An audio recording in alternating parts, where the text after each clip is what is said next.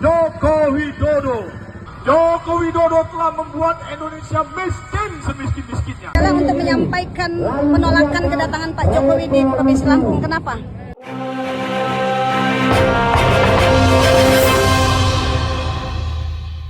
Halo Sobat LDR, apa kabar Anda hari ini Minggu 28 Juni 2006. Terima kasih Anda sekali lagi kembali menjumpai kami berdua di LN Channel. Saya akan ajak Anda keliling Lampung, ya. Menonton apa? Bukan menonton sepak bola gajah. Sebelumnya salam NF. Waalaikumsalam warahmatullahi wabarakatuh. Selamat pagi Cak Jarod dan juga pemirsa di seluruh Indonesia. Gimana kabarnya pagi hari ini Cak Jarod? Alhamdulillah baik-baik Cak. Saya mau bertanya ke Sobat LDR dan mungkin Cak Dodo. Anda masih ingat dengan sepak bola gajah Cak? Kalau ingat gajah, pertama ingat partainya Jokowi, kedua ingat ternyata Jokowi menuju ke daerah yang terkenal banyak gajahnya, yaitu Lampung. Dan yang memiriskan, banyak sekali kejadian ketika Jokowi disambut masyarakat Lampung sebagai titik pertama safari dia ke Indonesia. Gimana? Ada cerita menarik lagi Kak Jarod? Ada Cak. Jadi ketika zamannya Niak Mitra, wah ini kita bonek ya. Itu kan rame dulu. Sepak bola gajah, gajahnya memang dilatih untuk apa? Bermain bola. Artinya apa? Ini rekayasa sepak bola. Tapi yang terjadi sesungguhnya benar-benar terjadi ya di lapangan hijau. Jadi kalau ada pengaturan skor disebut ini sepak bola gajah. Kenapa? Skor sudah diatur. Lah pertanyaannya Sobat Rodo dan Cak Rodo, apakah kunjungan Jokowi bisa dikategorikan kunjungan gajah saja mau? Sangat mungkin itu bagian dari rekayasa, bagian dari permainan politik Jokowi yang banyak orang menyebut sudah menyalip di tikungan untuk anaknya di 2029. Jadi Jokowi betul-betul memanfaatkan situasi pada saat Pak Prabowo digempur ke sana kemari, pada saat Pak Prabowo memperbaiki ekonomi sendirian tanpa wapres, Pak Jokowi menyalip di tikungan dan memetik aspirasi masyarakat. Seperti biasa Jokowi menjual kesederhanaan, mengulang masa lalu, dan rakyat kita banyak yang tertipu oleh kepolosan orang Solo ini yang sedang dimulai untuk menuju ke 2029 menyiapkan tahta untuk anaknya. Ini yang harus dijelaskan kepada masyarakat. Iya, Cak. Apakah ini menjadi semacam penegas isyarat bahwa kunjungan Pak Jokowi keliling daerah itu menjadi penegas bahwa memang Gibran di Pilpres 2009 tidak dipasangkan dengan Prabowo. Kenapa? Semua orang tidak mengenali ya Prabowo mengulang kembali dengan Gibran. Kenapa? Ini 2 tahun terakhir seperti ini. Apalagi kalau dilanjutkan 5 tahun lagi ya. Ya, tentu radar itu sudah terbaca oleh geng Solo. Kalau keinginan mereka kan Prabowo Gibran tetap satu paket di 2029. Tetapi orang-orang yang waras menghendaki supaya Gibran itu disingkirkan dari Prabowo, dan 2029 sangat mungkin Prabowo tidak menggandeng Gibran. Oleh karena itu, untuk menyelamatkan anaknya, Pak Jokowi turun ke bawah agar memastikan di 2029 kalau tidak bergabung, kalau tidak menjadi wakil Prabowo, ya dia maju. Apakah tetap menjadi wakil atau akan menjadi presiden. Jadi mereka sudah persiapkan dari sekarang, bahkan skenario terburuk pun untuk di 2029. Sobat LDR, ini videonya viral di mana-mana di platform media sosial. Bagaimana ketika berkunjung ke Mesuji, itu di Lampung, Cak. Itu tenda-tenda sudah dibangun, tapi banyak kursi yang kosong. Pak Jokowi pasti kaget kan kalau melihat kondisi sesungguhnya. Ini diviralkan oleh seorang netizen yang mencoba masuk ke acara Pak Jokowi di Mesuji. Coba lihat nih, bangku-bangku kosong, Cak. Apa maknanya Pak Jokowi ke sana, ke Lampung? Apa enggak sepak bola gajah, Cak? Bagaimana tidak dimulai, Wong saat itu mantan Presiden Jokowi sedang pidato. Jadi dalam situasi bangku kosong ada suara Jokowi, artinya acara sudah dimulai, bukan sebelum dimulai. Tapi biasa buzzer mereka itu memanipulasi video, memanipulasi informasi, menyesatkan publik yang tidak kritis, sehingga percaya dengan apapun yang dikatakan oleh buzzer mereka. Ya, itu video yang Anda kirim itu benar-benar terjadi di Lampung ya. Betapa banyaknya orang-orang demo menolak kedatangan Jokowi. Apa saja yang disampaikan oleh para demonstran, ya?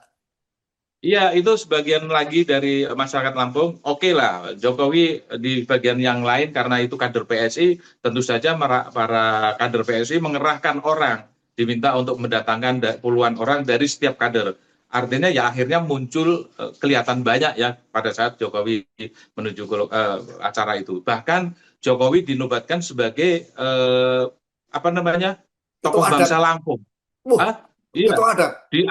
diarak seperti orang sunatan dipikul gitu kan. Jadi seakan-akan malah jadi mainan Jokowi ini. Jadi tontonan yang lucu gitu. Bagaimana harkat dan martabat seorang mantan presiden diperlakukan seperti itu. Tapi ya Jokowi menikmati sekali hal itu. Nah, kembali ke pertanyaan awal, jadi kelompok emak-emak ya yang menolak kedatangan Jokowi karena Jokowi itu masih syarat dengan masalah. Masalah ijazah belum selesai, masalah HAM belum selesai, masalah korupsi belum selesai, masalah penggunaan APBN yang tidak sesuai peruntukan belum selesai. Tetapi Jokowi seakan-akan menempatkan diri sebagai manusia suci yang tidak punya masalah, tidak punya masa lalu. Jadi ini yang membuat geram masyarakat Lampung sehingga mereka dengan tegas mengatakan usir Jokowi dari Lampung. Sampaikan penolakan kedatangan Pak Jokowi di Provinsi Lampung. Kenapa?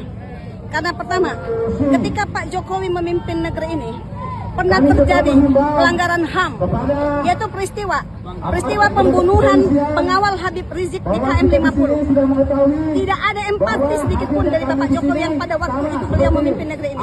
Kemudian peristiwa 21-22 Mei 2019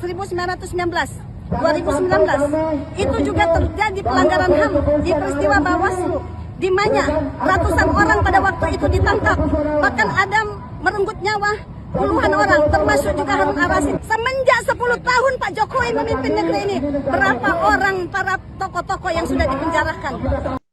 Benar ya, selama 10 tahun memimpin Indonesia, utang Jokowi demikian menumpuk. Utang PR ya. Ini dari yang benar-benar terjadi.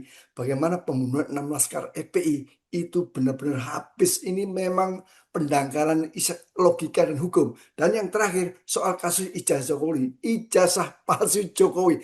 Barangkali kalau Sobat Doder ingin mengingatkan kami berdua, cantumkan di kolom komentar PR-PR Jokowi yang demikian besar tapi tidak pernah tuntas. Ya, boleh kita bantu juga ya PR-PR yang besar seperti tadi pembunuhan laskar FPI, puluhan orang meninggal di Bawaslu, gedung Bawaslu, dan itu dilakukan oleh aparat Kanjuruhan, dan banyak sekali kasus-kasus lain, belum lagi kasus korupsi. Jadi wajar kalau kemudian masyarakat itu memandang nyinyir apa yang dilakukan Jokowi, seakan-akan dia itu tokoh besar yang berjasa sehingga dielu-elukan. Padahal yang mengelu-elukan itu kan semuanya kan rekayasa, dihadirkan oleh kader-kader relawan maupun partai. Ya sangat wajar, semua orang juga bisa melakukan itu. Jadi masyarakat luas jangan tertipu oleh kamuflase seperti itu, seakan-akan Jokowi ini memang layak disanjung-sanjung. Padahal seluruh persoalan ya dari politik, ekonomi, sosial, hukum itu tinggalan Jokowi itu yang hari ini sedang diperbaiki oleh Prabowo dan dampaknya kepada kita semua. Oleh karena itu kita ingatkan kepada masyarakat untuk membaca berita itu dari dua sisi, jangan satu sisi, karena satu sisi akan terjerumus pada penyesatan yang sudah direncanakan oleh buzzer-buzzer mereka. Sebenarnya sebelum Pak Jokowi ditanya wartawan, Pak Jokowi ketika pensiun akan kemana? Oh, pulang kampung, menikmati masa pensiun.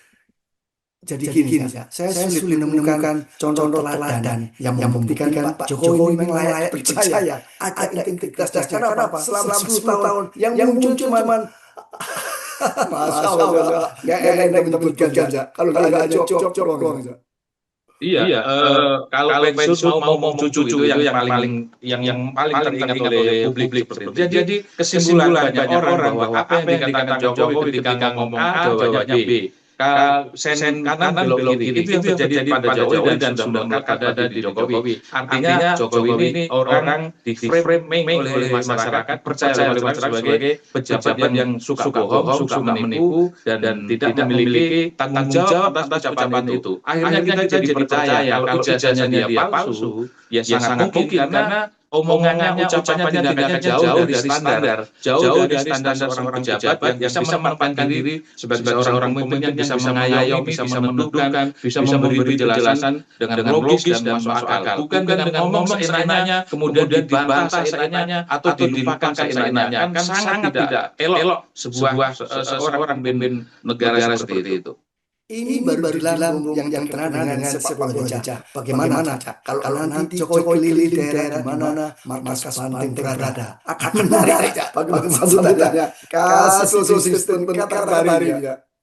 Ya, Jokowi juga harus melihat situasi. Rakyat itu tidak 100% itu mendukung Jokowi. Hanya berapa persen. Jadi juga sedikit lah punya introspeksi diri siapa sesungguhnya dia. Semua presiden, semua mantan presiden setelah lengser mereka duduk manis di rumah, nulis buku, membuat lagu, kalau perlu membuat lembaga penelitian, membuat kajian-kajian untuk kemajuan bangsa, bukan untuk memenuhi ambisi dia maupun anaknya. Sampai hari ini yang bisa kita terjemahkan, sebagaimana juga pendapat publik, Jokowi itu seakan-akan nggak puas, dia lengser. Karena ketidakpuasan itu waktu itu kan minta untuk periode ketiga dengan cara mengubah undang-undang mempengaruhi DPR, tapi desakan masyarakat dibuat akhirnya tidak jadi. Oke, kemudian karena dia nggak berhasil di situ, dia memaksakan diri dalam tanda kutip. Oke, Prabowo saya dukung, tapi anak saya sekarangnya jadi wapres, dan itu terbukti. Nah, sudah itu dipenuhi, ambisinya pun masih belum berhenti, masih belum sirna. Dengan sekarang keliling dari Indonesia ke 38 provinsi, tujuannya apa kalau bukan kekuasaan? Mohon maaf, Pak Jokowi, orang usia Anda itu sudah nggak perlu lagi nenteng-nenteng anaknya untuk jadi pejabat. Berarti ada sesuatu yang harus diamankan terhadap jejak peninggalan waktu Jokowi menjabat. Ada sesuatu yang kalau nggak dirawat, tidak dijaga oleh orang-orang percayanya akan berbalik kepada Jokowi. Mungkin karena kesalahannya atau akan mendapatkan hukuman yang berat bagi Jokowi, sehingga dia harus mengamankan jejak ini. Betul tidak? Terima kasih, saudara. Selamat hari libur bersama keluarga kita. Tetap salam. Waalaikumsalam warahmatullahi wabarakatuh. Salam freedom and fairness.